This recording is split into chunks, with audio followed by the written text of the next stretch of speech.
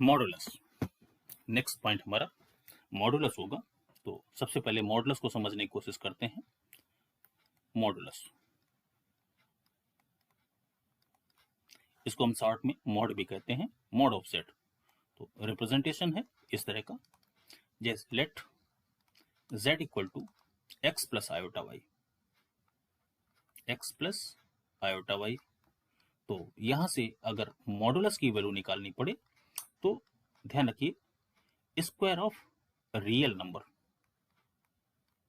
Plus coefficient of imaginary number, यानी imaginary number का ये x है, इमेजिनरी नंबर का स्क्वायर, यानी हम इसको x square plus y square लिख सकते हैं। यही हमारा मॉड z है। तो इसी तरह से हमारा आर्गुमेंट को हम थीटा से रिप्रेजेंट करते हैं। तो थीटा क्या होता है और आर्गुमेंट क्या होता है, थोड़ा सा हम अपने फिगर में समझने की कोशिश करते हैं। तो जैसा कि हम जानते हैं कि अगर हम इस तरह का कोई कार्टेशियन प्लेन ले लें और ये हमारा एक पॉइंट है z, जिसमें ये y हो गया और ये x हो गया, यानी ये x है और ये y है, और ये हमारा एक्स वाई पॉइंट बन जाएगा। इसको हम मॉडुलस जेड कहते हैं। ध्यान रखना, ये जो मिनिमम डिस्टेंस है और ये हमारा आर्गुमेंट होता है, यानी इस थीटा की वैल्यू हमें फाइंड आउट करनी होती है। यानी ये जो मॉडुलस है ये ओरिजिन से या हॉरिजॉन्टल एक्सिस से किस डिग्री पर है, इसी डिग्री को ही हम यहाँ आर्गुमेंट कहते हैं। तो इसी का वैल्यू हमें निकालना पड़ता है। तो अगर हम फिगर की बात करें तो फिगर में आप देख सकते हैं कि टेन थीटा का वैल्यू अगर निकालना पड़े तो हमारे पास परपेंडिकुलर भी है y और हाइपोटेनस है बेस। तो यहीं से हम कह देंगे tan theta equal to y by x. ये हम किस में ले रहे हैं, इन ट्रेंगल। कुछ नाम दे सकते हैं इस ट्रेंगल का, ये पॉइंट ए दे सकते हैं, ये पॉइंट ओ दे सकते हैं और ये पॉइंट बी दे सकते हैं। तो हम यहां पर कह देंगे ओ बी ए। तो यहीं से थीटा का जो वैल्यू होगा वो tan inverse y by x. अब ये इनवर्स कैसे आ जाता है, ये क्लास 12th में आप सीखेंगे, जब हम इनवर्स फंक्शन पढ़ रहे होंगे तब इस इनवर्स की इंपॉर्टेंस आपको वहां पर नजर आएगी कि ऐसा हम क्यों कर देते हैं। तो ये जो थीटा का वैल्यू है, इसी थीटा के वैल्यू को ही हमें निकालना होता है। तो आर्गुमेंट और मॉडुलस दोनों हम लोगों ने सीखे। नेक्स्ट पॉइंट पर हम बात करेंगे कॉम्प्लेक्स नंबर की। Complex number, sorry, next point पर हम कॉन्जुगेट की बात करेंगे। तो कॉन्जुगेट क्या होते हैं,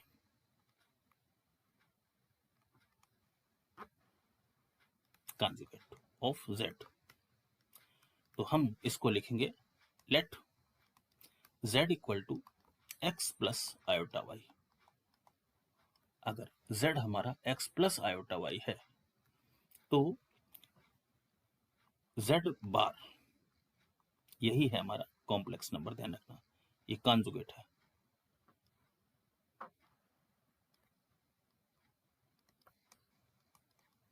इसी को हम x माइनस आयोटा वाई, ध्यान रखना है इमेजिनरी पार्ट के साइन को चेंज कर देना है, अगर प्लस है तो माइनस, माइनस है तो प्लस।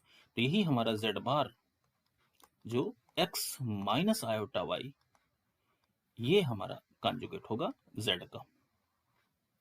तो बड़ी आसान सी भाषा में है, यानी z इक्वल टू, अगर i माइनस वन दिया है तो z बार इसका i प्लस वन नहीं लिख के हम i माइनस वन लिखेंगे, ये इसका z बार होगा।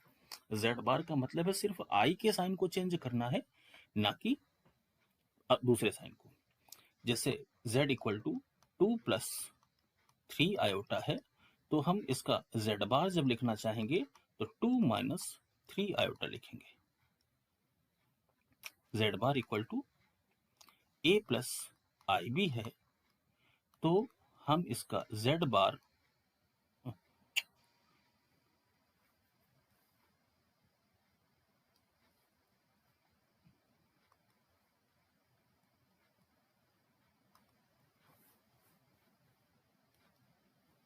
इसका z bar a minus i b लिख देंगे। तो आप, हमें उम्मीद है आप समझ गए होंगे कि आखिर कॉन्जुगेट में करना क्या होता है। अब इसी से रिलेटेड कुछ प्रॉपर्टीज हम लोग जानने की कोशिश करेंगे कि आखिर प्रॉपर्टीज हम इसको किस तरह से रिप्रेजेंट करेंगे, यानी ये जो मॉडुलस और आर्गुमेंट से रिलेटेड जो प्रॉपर्टीज हैं इनको हम कैसे यूज करेंगे। ध्यान रखिए अभी हम बेसिक बातें कर रहे हैं, सिर्फ 11th तक सीबीएसई से रिलेटेड। इसके बाद हम कुछ और नई चीजें भी सीखेंगे जो हमारे सिलेबस में तो नहीं है लेकिन वो कॉम्प्लेक्स नंबर का पार्ट है। बढ़ते हैं इनकी कुछ प्रॉपर्टीज। तो अभी हमने देखा कि हमने पढ़ लिया मॉड ऑफ जेड का जो वैल्यू था वो under root x square plus y square, और जो थीटा का वैल्यू हमने पढ़ा वो tan inverse y by x. ये दो प्रॉपर्टीज अभी हमने पढ़ी है। ये किस में होता था, जब हमारा z का value x plus iota y दिया होता था। ऐसी प्रॉपर्टी में इसका मॉडुलस हमारा मॉड ऑफ z होता था, और कॉन्जुगेट ऑफ z को हम x माइनस आयोटा से रिप्रेजेंट करते रहे हैं, यानी अगर z ऐसा है तो z बार ऐसा होना चाहिए। इन्हीं दोनों को अगर हम प्लस कर दें तो z प्लस z बार, देखिए इन दोनों को हम कैंसिल कर सकते हैं और इस तरह से हमारी वैल्यू 2x आ सकती है। और कॉम्प्लेक्स नंबर की लैंग्वेज में इसको हम लिखते हैं रियल ऑफ z, यानी वजह यह है कि ये x है और x यहाँ पर रियल पार्ट है, तो ये हम कहेंगे रियल ऑफ z और ये है हमारा इमेजिनरी ऑफ z, तो 2 times of real of z। इसी तरह से अगर हम z माइनस z बार की वैल्यू निकालनी पड़े तो माइनस में जैसा कि जानते हैं कि आप साइन बदलता है, या हम ऐसा कह लें कि x प्लस आई वाई ये हमारा z का वैल्यू है, माइनस z बार का वैल्यू हमारे पास x माइनस आई वाई।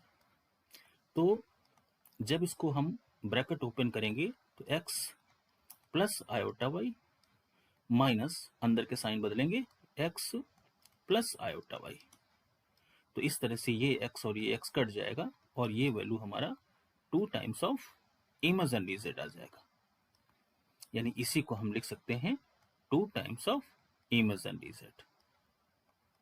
तो ऐसा भी लिखा जा सकता है। तो हमारा प्लस हो गया माइनस हो गया। मल्टीप्लाई में देखते हैं z into z bar. z का वैल्यू हमारे पास x प्लस आयोटा वाई है और z बार का value x minus iota y है। इन दोनों का अगर हम मल्टीप्लाई करेंगे तो a प्लस बी और a माइनस बी, तो यहां पर हमें a square minus b square, और इसी को सिंप्लीफाई करने पर हमें मिलता है x square minus i square y square, जो कि हमारा z इंटू जेड बार का जो वैल्यू है ये आई स्क्वायर माइनस 1 होगा, तो हम यहाँ पर लिख सकते हैं x square plus y square. ये z इंटू जेड बार का वैल्यू है। जरा यहाँ देखें, मॉड ऑफ z का वैल्यू भी कुछ ऐसा है। अगर इसका हम स्क्वायरिंग बोथ साइड कर दें, यानी मॉड ऑफ z का स्क्वायरिंग कर दें, इसी को हम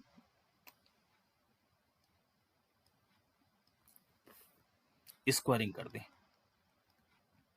तो हमें यहां भी x square plus y square दिखता है, यानी ये x square plus y square यहां भी दिखता है और वही चीज यहां भी दिखती है।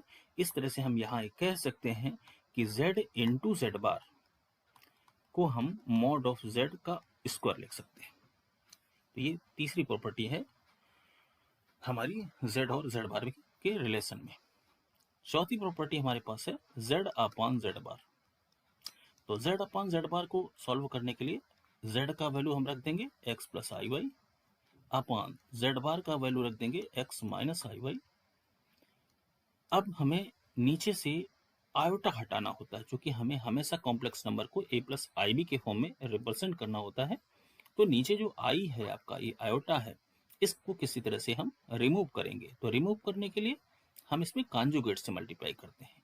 तो x प्लस आई वाई, और नीचे भी हम x प्लस आई वाई से मल्टीप्लाई करेंगे। इसको आप लोग रेशनलाइजेशन भी कहते हैं। वैसे कॉम्प्लेक्स नंबर जब हम पढ़ेंगे तो इसको हम रेशनलाइजेशन ना कह के कॉन्जुगेट कहना ज़्यादा उचित रहेगा, इसलिए हम इसको कॉन्जुगेट ही कहेंगे। इसको हम सॉल्व करेंगे तो x प्लस आई वाई का ये ऊपर होल स्क्वायर बनेगा, और नीचे a माइनस बी और a प्लस बी, ये आप फार्मूला परिचित है, ये हमारा एक्स स्क्वायर माइनस और ये आई वाई का स्क्वायर है। इसी को अगर हम सॉल्व करें तो ये बन जाएगा a square plus b square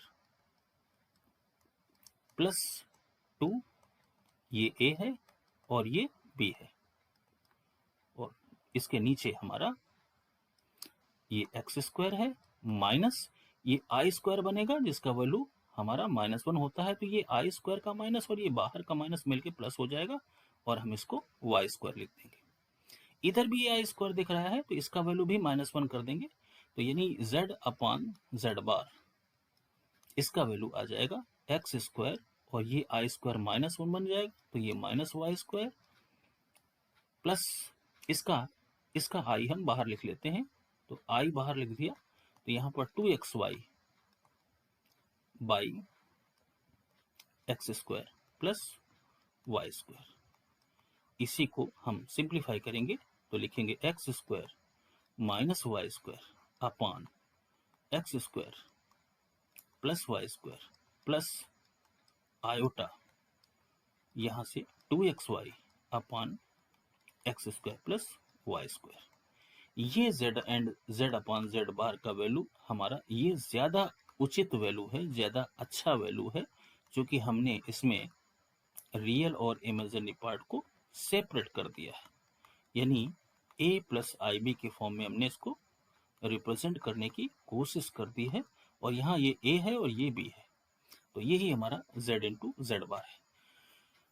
तो इसकी प्रॉपर्टी याद रखना, पहली प्रॉपर्टी हमारी प्लस की है, z into z plus z bar equal to 2x या 2 times of real number real z minus z bar की वैल्यू 2i कह देंगे या 2 times of imaginary z into z bar की वैल्यू को हम मॉड ऑफ z कह देंगे, मॉड ऑफ z का स्क्वायर, और z अपान जेड बार की वैल्यू को हम इस तरह से रिप्रेजेंट करने की कोशिश करेंगे।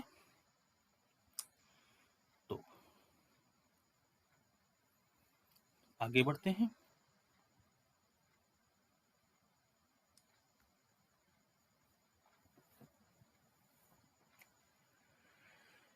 कॉम्प्लेक्स नंबर के कॉन्जुगेट पार्ट को जानने के बाद इनकी प्रॉपर्टी हमने जान ली, और अब हम इससे रिलेटेड अगर कुछ क्वेश्चंस देखना चाहें तो हम एक क्वेश्चन लिखते हैं,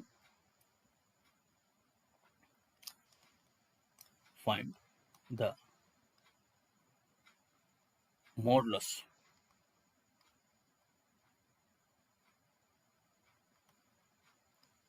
of z।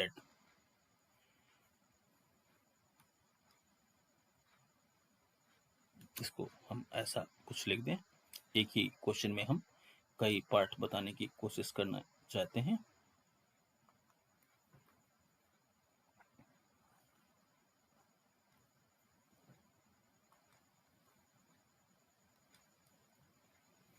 If z equal to √3 plus iota, then find a part हमारे पास है मॉड ऑफ z निकालना है, बी पार्ट है थीटा निकालना है, सी पार्ट है इसका कॉन्जुगेट निकालना है, और डी पार्ट है इसका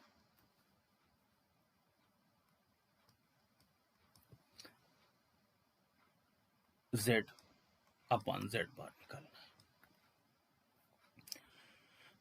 तो जब इसका हम सॉल्यूशन लिखेंगे तो ए पार्ट के लिए हमारे पास z का वैल्यू दिया है, तो हमें मॉड ऑफ z, तो जैसा कि हम जानते थे कि जब z equal to x plus iota y होता था, तो मॉड ऑफ z का value under root real part का स्क्वायर प्लस इमेजिनरी पार्ट का स्क्वायर, यानी हम इसको x square plus y square लिख दिया करते थे।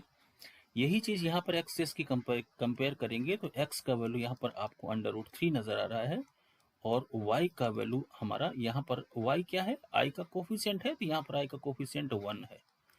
तो मॉड ऑफ z निकालते समय हम इसी रियल पार्ट के स्क्वायर को होल स्क्वायर कर देते हैं और प्लस इमेजिनरी पार्ट के स्क्वायर को होल स्क्वायर करेंगे, तो ये वैल्यू हमारी मिलेगी 3 और ये वैल्यू मिलेगी 1, तो हमारे पास अंडर रूट 4 आएगा और इसका वैल्यू 2 मिलेगा। हम प्लस माइनस 2 नहीं लिखना चाहते क्योंकि हमने पहले ही बताया था कि ये जो z है हमारा, ये हमारा मैग्नीट्यूड है, एक तरह का लेंथ है और लेंथ हमेशा पॉजिटिव रहती है, इसलिए हम इसमें प्लस माइनस यूज नहीं करेंगे। इसी तरह से अगर हम आर्गुमेंट ऑफ z की बात करें, जिसको हम थीटा कहते हैं, तो हमने कहा था कि टेन थीटा का वैल्यू y अपॉन x होता है, या हम यहां से कह दें थीटा का वैल्यू यानी tan theta equal to y कितना है, ये y बाई एक्स, तो y यहाँ पर हमारे पास 1 है और x हमारे पास अंडर रूट 3 है। तो अब आप देखते हैं कि ये टेन थीटा का वैल्यू ये 1 बाई रूट 3 किसका होता है, तो हम कहेंगे 30 डिग्री का।